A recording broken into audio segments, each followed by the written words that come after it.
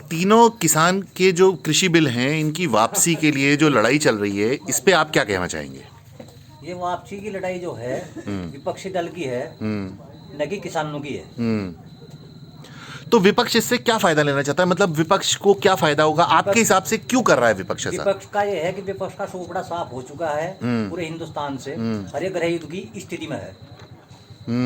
तो आप भी देख पा रहे हैं कि ये गृह युद्ध की स्थिति है। लेकिन पब्लिक है ये सब समझ चुकी है, चाहे वो किसान है चाहे मजदूर है, हर चाहे कैसा भी है, तो इनके चक्कर में आने वाला नहीं बचा है। तो इससे आपको कैसे लगता है, क्या कैसे निजात मिलेगी इन सब चीज़ों से? क्योंकि देखिए, आपने पहले से ये एक आंदोलन हुआ शाहीन बाग में, वो भी आपने देखा होगा, टीवी पे लगातार चला, करीबन 3 महीने 4 महीने के आसपास वो आंदोलन चला, तो वो भी आपने देखा होगा। अब आपको क्या लगता है कि ये चलिए मान लेते हैं ये कृषि आंदोलन अभी 2 महीने 4 महीने, टिकैत साहब तो कह रहे हैं 2024 तक खींचेंगे, पर क्या आपको लगता है इसका निजात कैसे मिलेगी? आगे क्या होने वाला है आपको देख के क्या लगता है? आगे ये होने वाला है कि जो पब्लिक है वह भड़केगी। अगर सरकार इनके टेंट नहीं उखाड़ेगी तो पब्लिक उखाड़ेगी, आगे वहाँ टेंट इनके सीधे, हाईवे बंद नहीं होता इनका। तो देखिए, क्योंकि हम देख रहे हैं कि कोई ना सब्जी महंगी हुई है, ना बाजार में कोई किसी चीज की कुछ महंगा हुआ है। अभी नोटबंदी हुई थी, हाँ, राहुल गांधी है, हाँ, क्या राहुल गांधी की जेब में पैसा नहीं था जो फटेगे कुर्ते को लेकर? सही बात कह रहे हैं अरे उससे बढ़िया तो एक रिक्शा वाला है जो बढ़िया पैसे अपने घर में रखता है, कि उसके घर में रटका ही फिर गया था। बिल्कुल। राहुल गांधी तो अपनी फटी हुई जेब भी दिखा रहे थे उस दिन, कि वो फटी हुई जेब दिखा रहे थे कुर्ते की। ना तो उससे आज तक कुछ फर्क पड़ा नोटबंदी से, और सब कोई भूखा नहीं मरा। सही बात। और जितना लॉकडाउन चला उससे भी कोई नहीं मरा। हर मजदूर घर में आप जाके देख लो। नहीं, मैं पूरा गांव घुमा हूँ, पूरा इलाका घुमा हूँ। आप घर में जाके देख लो, किसी भी गांव में आप जाके देख लो, किसी जिले में जाके देख लो, हर मजदूर के घर में टंकी भरी पड़ी है पुराने अनाज की। मेरा पुराना अनाज जो है अब खत्म हुआ, जो पिछले साल का था। बताइए। अब के साल में बाटा लगेगा, अब के जो पिछले साल का था उसमें अब बाटा लगेगा। हर जो अब का है भगवान तंदुरुस्ती रखा, वो पता नहीं कब लगेगा। अच्छा, एक बात और बड़ी उछल के आ रही है बाहर, जो बार बार ये सब विपक्ष और टिकैत और बाकी चढ़ूनी और ये सब नेता कहते हैं, किसान तथा कथित किसान नेता, कि भाई ये ना हमारा सारा अनाज जमा कर लेंगे अपने गोदामों में और उसके बाद बड़े महंगे रेटों में बेचेंगे। इस पे आपकी क्या राय है? अनाज उनका जमा होता है जो पहले ही व्यापारी से कर्जा लेकर उठाते हैं। तो व्यापारी से कर्जा लेते हैं तो वो कर्जे के बदले अनाज अपना वहाँ जमा करेगा। हाँ। लेकिन मजदूर आदमी का कहाँ? मजदूर आदमी को यहाँ तो आज भी टकिया भरी पड़ी, नहीं, हर वो 3-3 साल पुराना माल पड़ा, हर चीज मजदूर आदमी के यहाँ तो इनका वो है कि आड़ती से पैसा लेते हैं, अपनी फसल आती है उसे मंडी में बेच देते हैं लोग। अच्छा, आप एकदम अगर आप देखें तो आप जो हैं हरियाणा, क्या कहते हैं आपका, उत्तराखंड, और हरियाणा और उत्तराखंड के बॉर्डर पे हैं। यूपी तो है ही है, हरियाणा और उत्तराखंड के बॉर्डर पे हैं। हरियाणा, उत्तराखंड, हिमाचल। अब हाँ, हिमाचल भी, बिल्कुल आपने सही कहा, हिमाचल भी बॉर्डर है आपका। तो आप ये बताइए कि अभी जो किसान अपनी क्या वहाँ की मंडियों पे जाके बेच पाता है? उत्तराखंड की मंडी में या हरियाणा की मंडी में या हिमाचल की मंडी में क्या बेच पा रहा है अभी किसान? अपना किसान, छोटा किसान इतना आजाद हो चुका है कि उसे यहाँ दाम के पैसे नहीं मिलते हैं। वो गाड़ी में अपना माल लोड करेगा, छोटी में करे या बड़ी में करे, वो कहीं भी जा सकता है हिंदुस्तान के किसी भी कोने में, वो आजाद है। तो आपको लग रहा है कि इससे ज्यादा आजादी? जैसे धारा 370 हटती है और जितने बड़े बड़े व्यापारी थे, उद्योगपति थे, उनके हाथ कट चुके हैं। छोटा व्यापारी भी वहाँ अपना बिजनेस कर सकता है, वो सेब खरीद कर उधर से इधर भी बेच सकता है। सही बात कह रहे हैं आप, सही बात कह रहे हैं। हिंदुस्तान के किसी भी कोने में है, 2-4 इकट्ठे लेकर गाड़ी लोड करके किसी मंडी में लेकर जा सकते हैं। तो कुल मिला के बात यह है कि ये सब विपक्ष का प्रोपेगेंडा है, जनता को परेशान करने की तरीका है, जिससे जनता परेशान हो। हाँ। और इनके और कहे कि भैया ये सरकार ही बेकार है, हमारे को रोज परेशान करवाती है। जनता तो इनके साथ में भड़की हुई है, जो इनकी है कुछ इसमें भाड़े के टट्टू है, किराए के दिहाड़ीदार है। सही कह रहे हैं। जनता परेशान नहीं है, जनता तो खुद तो आंदोलन चलाते रहो, जनाधार बढ़ता रहेगा बीजेपी का। और मोदी जैसा प्रधानमंत्री पूरे देश को इन 70 साल के बाद शायद कोई ना मिले। इससे पहले तो कोई था ही नहीं। और उत्तर प्रदेश के अंदर योगी जैसा मुख्यमंत्री शायद कोई ना हुए।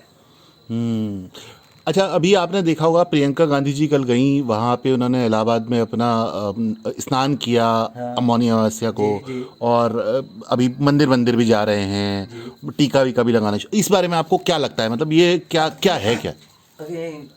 सोनिया गांधी जी, राहुल गांधी जी पहले भी कभी आए थे सहारनपुर में, पहले भी कभी शाकुंभर गए। नहीं, कभी नहीं। शाकुंभरी देवी का आपने बिल्कुल सही बात की, क्योंकि यहाँ पे बहुत प्रभाव है शाकुंभरी देवी का, जहाँ वो गए हैं। कभी सोनिया गांधी गई, हम्म कभी प्रियंका गांधी गई, हम्म कभी राजीव गांधी जी गए सही कह रहे हैं आप, हैं। सही कह रहे हैं। तो ये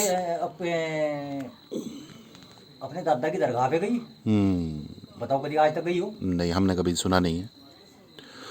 तो आज तक ये बता दो किस मंदिर में गई है। इसने जो मंदिर थे वो मंदिर ही बंद करा रखे थे। अभी तो आजकल काफी मंदिरों में जा रही हैं, वो शंकराचार्य जी हैं, ये उनसे तो भी। सिर्फ योगी मोदी की देन है, हम्म जो उनके पीछे पीछे जो है लगी हुई है। हाँ, वरना आज तक ये किसी मंदिर में गई, ना किसी मस्जिद में गई, ना किसी गुरुद्वारे में गई, मुझे तो मालूम नहीं है। सही कह रहे हैं आप, अगर किसी मंदिर में गई हो और कहीं गई हो तो बात दूसरी है। सही कह रहे हैं। लेकिन कुछ भी कर ले, पहले खाट तो खाट चली थी। जो पिछला चुनाव था उसमें कुछ नहीं फर्क पड़ा। हर अब के दर्शन कर ले, जनाधार बढ़ता ही जा रहा। अच्छा, पता नहीं पैसा कहाँ से आ रहा है? इतना पैसा, इतना लोगों को सब कुछ मिल रहा है भैया। अब मैं तो आपका घर देख रहा हूँ, देखिए ये गन्ने रखे हुए हैं, पीछे 2 गायें थी, ये गायें अभी आपने अंदर बांध दी हैं, ठीक है। मैं जानना चाहता हूँ कि ऐसा क्या है कि इतना पैसा आ रहा है, ये पैसा कौन खर्च कर? देखिए, कोई आपके पास तो नहीं है काजू बादाम, मैं देख सकता हूँ आपका घर तो काजू बादाम नहीं है, जी। ठीक है ना। आपके पास मैंने पिज़्ज़ा देखा, वहाँ तो पैरों के मसाज करने वाली मशीन, पिज़्ज़ा, काजू बादाम सब है। तो आपको क्या लगता है कि ये कहाँ से आ रहा है? कोई तो पैसा खर्चा कर रहा होगा। कौन कर रहा है पैसा खर्चा? 70 साल हो गए कांग्रेस ने कहाँ से पैसा इकट्ठा करा? इस देश को बर्बाद किया, देश को बेच दिया। कभी हमारे वाजपेयी जी आए थे, स्वर्गीय वाजपेयी जी बेचारे, बिल्कुल। धन्य है उनका, जो देश जो है कर्जे छुटवाया था। उसके बाद में चलो सत्ता चली गई थी। उसके बाद में हमारे नरेंद्र मोदी जी, इन्होंने जो टैक्स बढ़ाया घटाया है तो देश के अंदर ही, सही बात देश के अंदर ही लग रहा। अच्छा, आपके एकदम बगल से जमीन, अभी सुनने में आ रहा है कि दिल्ली से देहरादून की, क्योंकि आप बिल्कुल देहरादून के बगल में हैं, तो अभी सुनने में आ रहा है दिल्ली से देहरादून की जो दूरी है वो 2.5 घंटे के आसपास रह जाएगी, जो 6.5 घंटे भी लगती है। आपके गांव से कितनी दूर रह जाएगा? और इन सड़कों का आप अपने विकास में क्या योगदान देखते हैं? इन सड़कों का हम अपने आप उसमें इतना योगदान देखते थे कि एक बार हमारी दादी जी एक्सपायर हो गई थी और मेरठ से आते आते हमारे चाचे को 6.5 घंटे लगे। दिल्ली से बहुत दूर है। हाँ। उसके बाद अभी हाईवे बन गया, 1.5 घंटे में मेरठ से यहाँ पीछे जाम। लेकिन अब इस हाईवे से टोटल फ्लाईओवर जाएगा, नीचे को सुरंग निकलेगी। जो रास्ता मोदी जी ने निकाल दिया, जो आज से करीबन 20-25 साल पहले होना था, सही बात करें, वो काम आज हो रहा है। तो आपको इन सड़कों से फायदा मिलेगा। आपको अपना अनाज या कुछ भी जो भी आप उत्पाद उगाते हैं, अगर आपको इधर उधर भेजना होगा तो आपको फायदा मिलेगा इस सड़कों से, आपको लगता है? सारा फायदा ही फायदा है। दूरी कम बच रही है, टाइम बच रहा है, सब कुछ बच रहा है, ना किसी का नुकसान ना कुछ। गवर्नमेंट अगर हमारी जमीन लेती है उसका 4 गुना सर्किल रेट हमें दे रही है, और क्या चाहिए हमें? सही उनका खजाना लूटना है हमें। सही बात है। अच्छा, आखिरी प्रश्न ये है कि आपको क्या लगता है टिकैत साहब इस बार किस पार्टी से चुनाव लड़ेंगे? आपका क्या मानना है? वो तो कह रहे हैं मैं चुनाव नहीं लड़ूंगा, वो साफ कह चुके हैं अभी परसों कि मैं तो किसी भी पार्टी से चुनाव नहीं लड़ूंगा, मेरा परिवार नहीं लड़ेगा। अगर कोई लड़ेगा रिश्तेदार तो भैया वो जाने, उसका अपनी स्वतंत्रता है। आपको क्या लगता है टिकैत साहब चुनाव लड़ेंगे या नहीं लड़ेंगे?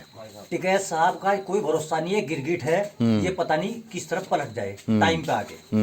क्योंकि अजीत सिंह और टिकैत जी दोनों बराबर के हैं। टिकैत जी चलती नाव में बैठता था, उसे भी पैसा चाहिए था। टिकैत जी उसे, अजीत सिंह को भी आज तक पैसा चाहिए। लेकिन ये कोई मालूम नहीं है इनका चुनाव लड़े न लड़े, लेकिन गिरगिट की ढाल ये पता कुछ नहीं है, रंग किस टाइम पर कहाँ पलट जाए। शॉर्टकट चाहिए।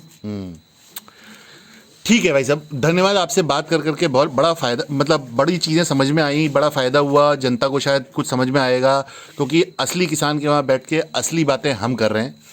अब समझना जनता को है, सच क्या है झूठ क्या है। हमें कोई नुकसान नहीं है इस गाय को। अब तो सर्दी है, गर्मी में अगर एक गुलदार को छोड़ कर सुहाने में बांधूंगा और सुबह जाएगा वहीं से खोल लूंगा। नहीं तो समाजवादी की सरकार में, कांग्रेस सेंटर में कांग्रेस की, नीचे समाजवादी की हर लदवाई। भाई साहब बिल्कुल घेर में पड़े पड़े को हमने लदवाई। सही कह रहे हैं आप। ये हालात रहे हमारे।